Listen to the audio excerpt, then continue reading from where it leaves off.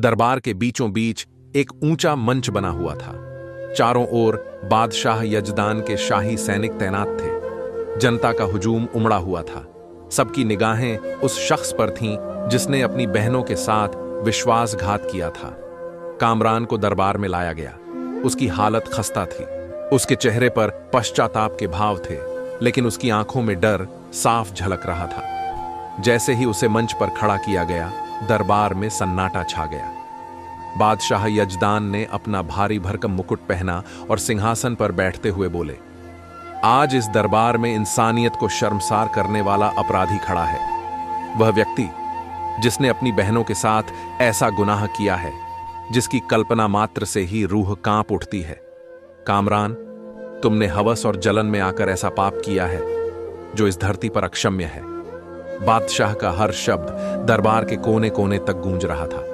उन्होंने जनता की ओर देखते हुए कहा, ऐ मेरे लोगों, यह सजा केवल कामरान के लिए नहीं है, बल्कि यह उन सभी के लिए सबक होगी जो अपने रिश्तों और इंसानियत को तोड़ने की हिम्मत करते हैं। इसके बाद उन्होंने कामरान की ओर देखते हुए पूछा, तुम्हें अपनी सफाई में कुछ कहना है?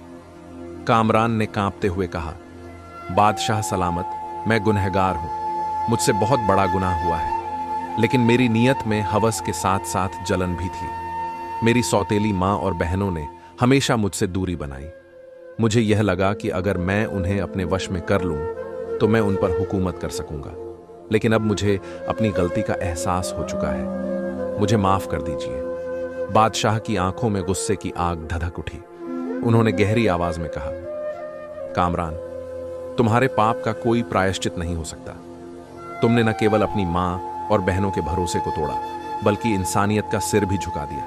इस अपराध के लिए तुम्हें ऐसी सजा दी जाएगी जो आने वाली पीढ़ियों के लिए सबक बने। बादशाह ने अपना फरमान सुनाया। कामरान को शहर के मुख्य चौक पर फांसी दी जाएगी, लेकिन यह केवल फांसी नहीं होगी। इससे पहले इसे 3 दिन तक जनता के बीच रखा जाएगा, ताकि हर कोई देख सके कि विश्वासघात और हवस का क्या अंजाम होता है। इसके बाद इसे फांसी पर चढ़ाया जाएगा और फांसी के बाद इसका शव 3 दिन तक वहीं लटकता रहेगा, ताकि हर दरिंदा जान ले कि इंसानियत से गिरे हुए लोगों का यही हश्र होता है।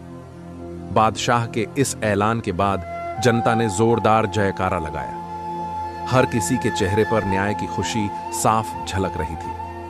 कामरान को तुरंत कैदखाने ले जाया गया, जहां उसे अपनी सजा के दिन का इंतजार करना था। अगले दिन कामरान को शहर के मुख्य चौक पर लाया गया। उसे लोहे की बेड़ियों में जकड़कर रखा गया। लोग आते और उसे कोसते। किसी ने उसे पत्थर मारे तो किसी ने उस पर थूका। वह अपनी करनी पर रो रहा था, लेकिन उसकी आंखों में कोई राहत की उम्मीद नहीं थी। तीसरे दिन सुबह होते ही कामरान को फांसी पर चढ़ाया गया। उसके मरने के बाद भी उसका शव 3 दिनों तक लटका रहा। यह एक ऐसा दृश्य था जिसने हर किसी के दिल में न्याय और इंसानियत की अहमियत को फिर से जिंदा कर दिया। अंतिम संदेश। यह कहानी एक सख्त चेतावनी है कि जो लोग अपने रिश्तों और जिम्मेदारियों को तोड़ते हैं, उनका अंजाम कितना भयानक हो सकता है। यह न केवल कानून, बल्कि इंसानियत और समाज के प्रति हमारे कर्तव्यों को भी याद दिलाता है।